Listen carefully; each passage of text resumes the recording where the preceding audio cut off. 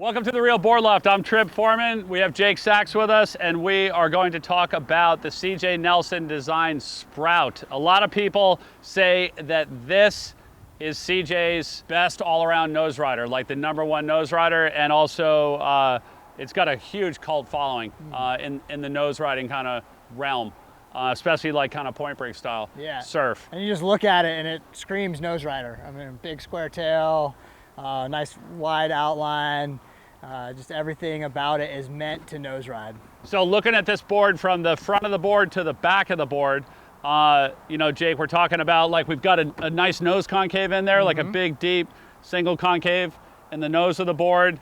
You know, coming through the tail, you were talking a little bit about the bottom shape back here. What's back here? Yeah, so you have like a rolled V back just behind the single concave. It goes into flat and then rolled V and then a little flip in the rocker off the tail, which really helps to nose ride when you have the water pushing on the deck of the board. It lifts the nose up out of the water, and then a really flat nose rocker as well, so that all those elements are just nose rider, classic nose rider. No hard edges anywhere, really rolled rails, 50-50 rails all the way through, and big square tail. Just everything that helps hold the nose up out of the water when you're standing, when you're perched up there. So talking about the rails, like you mentioned, like no hard edges on the rails, you know, and what I learned about, you know, 50-50 rails are these soft rails, you know, like a ways back, is that the water basically doesn't have a clean exit point on the board. Like it doesn't have a clean, like, hey, it's time to get off the board.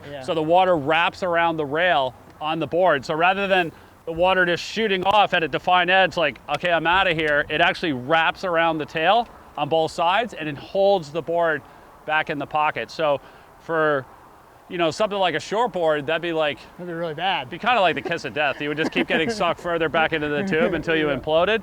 But for nose riding, like, you want to be in that pocket, right? You want to be like right where everything's happening and on the nose and having the tail be held back. So and we definitely felt that on this board. Oh yeah, you could feel it being held back, like kind of sucking back and gaining pace with the wave, you know, really keeping pace with the wave. So you could perch up on the nose and you wouldn't have to worry about checking speed or outrunning it or anything. It would just like glide right along with it. It's also in the conditions that we were in some bigger waves, probably not the best conditions for this board.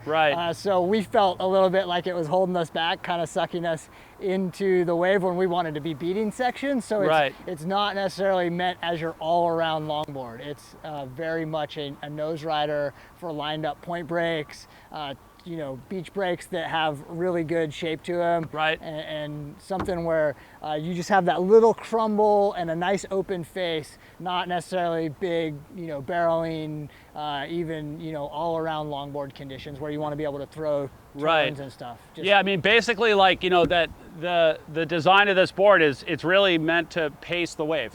It's meant to never be able to really generate more or like significantly more speed than the wave. So if you're riding a place that, like, you know, that has sectiony kind of closeouts, but you're trying to make that on your longboard, like, this is not the right type of board, you know? This is a better board, like on a lined up point break, someplace like where you want the board like to self-position itself for the nose ride. And the conditions that we had that day were, you know, they look clean from the beach, but actually on the surface of the wave, there was, you know, there was some chop, there was some like veins coming up the wave, and also sections too. You know, like it would actually almost like kind of scallop out. And you had to make it around that, and you know, something that had almost like a governor on the speed, like you couldn't make those sections like where you could on a, like let's say on the CJ Parallax. You know, so so it was interesting, you know, to you know, surf it. And in some of the sections, like I had a couple of sections like where you got into that right section, and almost like that mini section of the wave was the right fit for the board. And then all of a sudden it felt awesome, and you could just go to the nose and like you felt the whole design like kick into play. But I think definitely like overall, like that day and this board were not as compatible, you know, as some of the other boards. This board, you know, for the nose rider, like, you know, for that point break or beach break style classic nose rider surfer, is made in Thunderbolt Silver. So Thunderbolt Silver is all fiberglass, like it doesn't have the carbon layup top and bottom like the black does. It does have the carbon strips on the deck and the bottom to control the flex and the torsion of the board. But the silver uses an all fiberglass layup with a heavier glass schedule, they're using more 6 ounces rather than 4s and 2s in order to increase the weight of the board, which in a board like this, you want to have weight, you want to have momentum. Because with EPS epoxy construction, normally nose rider would be just way far out of the realm of EPS epoxy. But with the Thunderbolt, with that silver construction, they've added weight in the right places to really make it glide and feel very good. Yeah. So for fins, we use the Captain Fin Joel Tudor 9.5.